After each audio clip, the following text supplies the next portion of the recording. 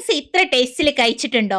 ഈ മസാലയാണ് ഇതിന്റെ സീക്രട്ട്. ഈ പൊടിയാണ് രുചിയുടെ മുഴുവൻ രഹസ്യവും. ഈ ഒരു സീക്രട്ട് ട്രിക്ക് ചെയ്താലേ മട്ടൻ ഫ്രൈ പോലും മറന്നുപോകും. ഒരു പ്ലേറ്റ് ചോറിനും ചപ്പാത്തിക്കും പൊറോട്ടക്കും എല്ലാത്തിനും ഇതൊന്നും മതി. വീഡിയോ മിസ്സാക്കല്ലേ.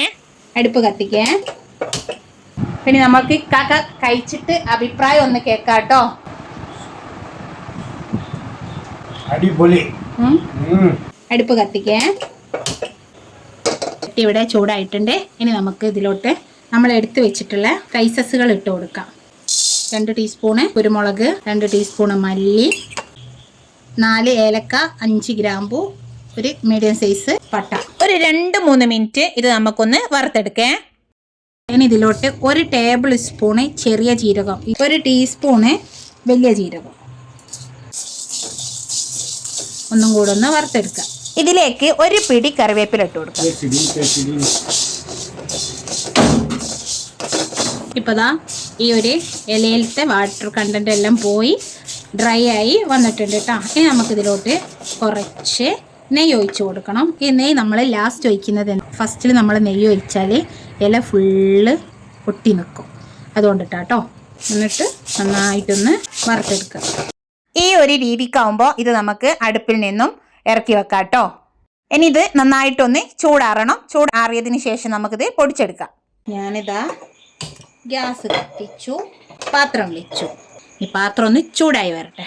ചട്ടി നന്നായി ചൂടായിട്ടുണ്ട്. ഇനി നമുക്കിതിലോട്ട് വെളിച്ചെണ്ണ ഒഴിച്ചു കൊടുക്കാം. ഏത് വേണമെങ്കിലും നിങ്ങൾക്ക് ഉപയോഗിക്കാം കേട്ടോ. വെളിച്ചെണ്ണ നന്നായി ചൂടായി വന്നിട്ടുണ്ട്. ഇനി നമുക്കിതിലോട്ട് കുറച്ച് വെളുത്തുള്ളി, കുറച്ച് ഇഞ്ചി ഇട്ട് കൊടുക്കാം. രണ്ടും കൂടെ 1 ടീസ്പൂണ് മതി. നന്നായിട്ട് മൂത്ത് വരട്ടെ.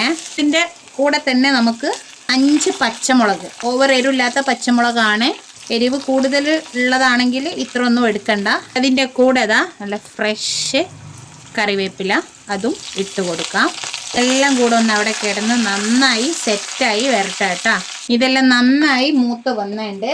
ഇനി ഇതിലോട്ട് 2 മീഡിയം സൈസുള്ള വലിയ ഉള്ളി ഞാൻ കട്ട് ചെയ്ത് ഇട്ട് കൊടുത്തിട്ടുണ്ട്.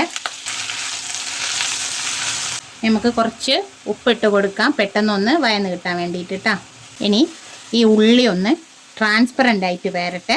അതുവരെ നമുക്കൊന്ന് വഴറ്റിയെടുക്കാം. ഉള്ളി ഇതാ ഒരു ട്രാൻസ്പെറൻറ്റ് രീതിക്കായി വന്നിട്ടുണ്ട്. ഞാനിതാ 1/4 കിലോ ചെറിയുള്ളി ചെറുതായിട്ട് ഒന്ന് ക്രഷ് ചെയ്ത് എടുത്തതാണ് കേട്ടോ. അതും ഞാനിതിലോട്ട് ഇട്ട് കൊടുത്തിട്ടുണ്ട്. ഇനി ഇത് രണ്ടും കൂടെ നന്നായിട്ട് വഴറ്റിയെടുക്കും. നിങ്ങൾക്ക് വലിയ ഉള്ളി വേണമെങ്കിൽ ഒന്ന് അരച്ചിട്ട് ചേർത്താലും മതി. ഞാൻ എൻ്റെ കയ്യിൽ ചെറിയുള്ളി ഉള്ളതുകൊണ്ട് ചെറിയ ഉള്ളി എടുത്തെന്ന് മാത്രം കേട്ടോ. ഇത് വഴന്ന് വരുമ്പോഴേക്കിനും ഇതിലോട്ട് നമ്മൾ നേരത്തെ എടുത്തതിൻ്റെ ബാക്കി വെളുത്തുള്ളി ഇഞ്ചി ഉണ്ട്.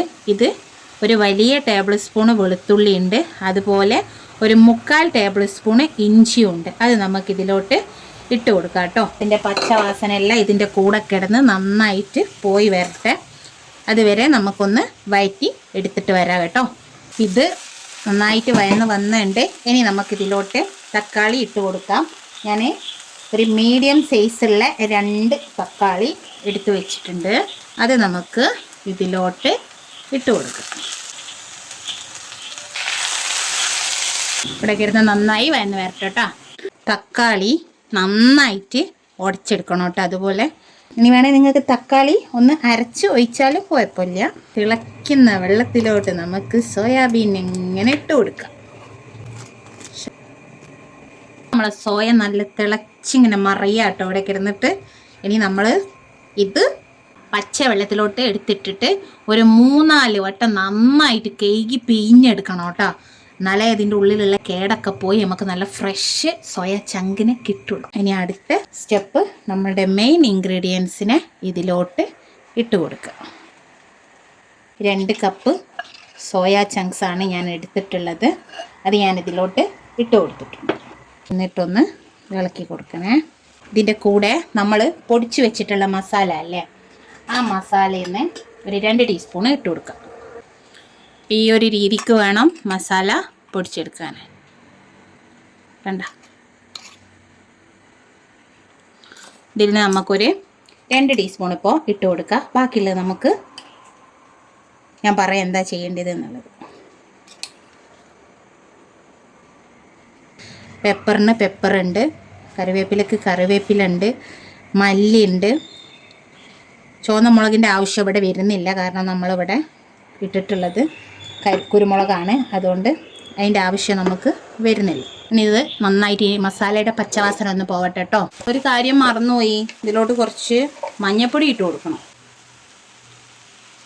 ഇതിൻ്റെ പച്ചവാസന എല്ലാം പോയി റെഡിയായി വന്നിട്ടുണ്ട്. ഇനി നമുക്കിതിലേക്ക് 1 കപ്പ് വെള്ളം ഒഴിച്ച് കൊടുക്കുക. ഇത് അരക്കപ്പിൻ്റെ കപ്പാട്ടോ എൻ്റെ കയ്യിലുള്ളത്. 1 കപ്പ് അവിടെ ഉണ്ട്, അത് ഞാൻ എടുക്കാൻ പോവാൻ മടിയായിട്ട് അരക്കപ്പിൽ അളക്കുന്നു.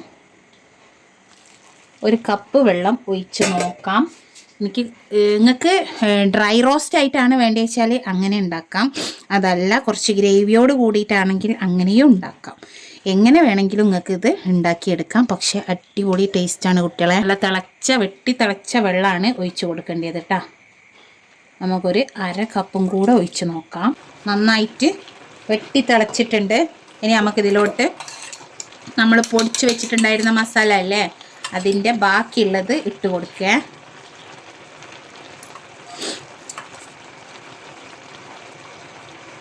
എന്നിട്ടൊന്ന് നന്നായിട്ട് ഇളക്കി കൊടുക്കുക. നല്ല ഹൈ ഫ്ലെയിമിൽ ഇട്ടിട്ടാട്ടോ ഇത് ഞാൻ ചെയ്യുന്നത്, കാരണം ഈ വെള്ളം കുറച്ചൊന്ന് നമുക്ക് വറ്റിച്ചെടുക്കണം, അപ്പോഴാണ് അതിൻ്റെ കറക്റ്റുള്ള ടേസ്റ്റ് വരിക. ഇനി ഇതാ കുറച്ച് കറിവേപ്പില ഇങ്ങനെ എടുത്തിട്ടുണ്ട്, ഇതൊന്ന് നന്നായിട്ട് പിച്ചിട്ട് കൊടുക്കണം.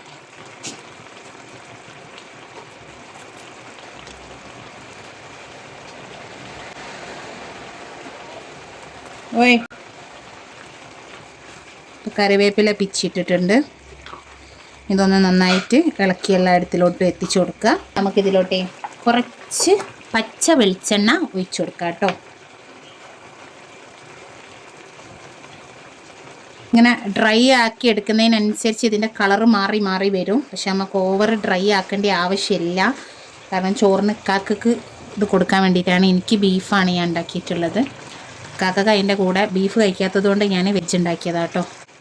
നമുക്ക് ലാസ്റ്റ് സെക്ഷന് കുറച്ച് മല്ലിയില അരിഞ്ഞത് ഇട്ട് കൊടുക്കുക. കുറച്ച് കൂടുതൽ ഇട്ട് കൊടുക്കണം. എൻ്റെ കയ്യിൽ ഇത്രയേ ഉള്ളൂ, അതുകൊണ്ടാണ് കേട്ടോ ഇത്ര ഇട്ടത്.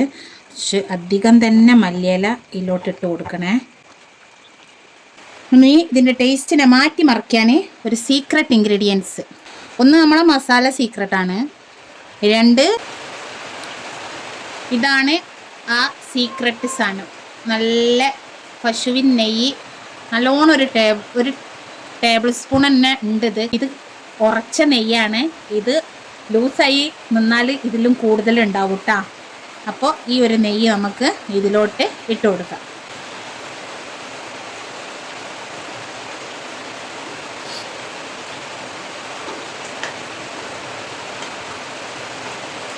ഉള്ളോ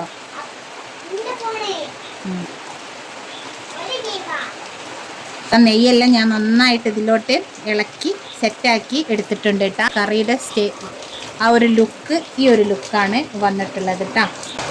ഈ ഒരു കറിവേപ്പിലയും കൂടി ഇട്ടിട്ട് നമുക്ക് ഇത് ഓഫാക്കി എടുക്കാം. നമുക്കിനിത് സെർവ് ചെയ്യാം കേട്ടോ.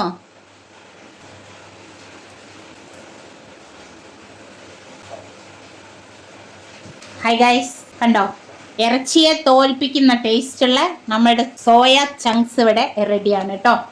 പിന്നെ നമുക്ക് കാക്ക കഴിച്ചിട്ട് അഭിപ്രായം ഒന്ന് കേൾക്കാം കേട്ടോ. അടിപൊളി, നല്ല മസാല, ചിക്കൻ മാതിരിയാ.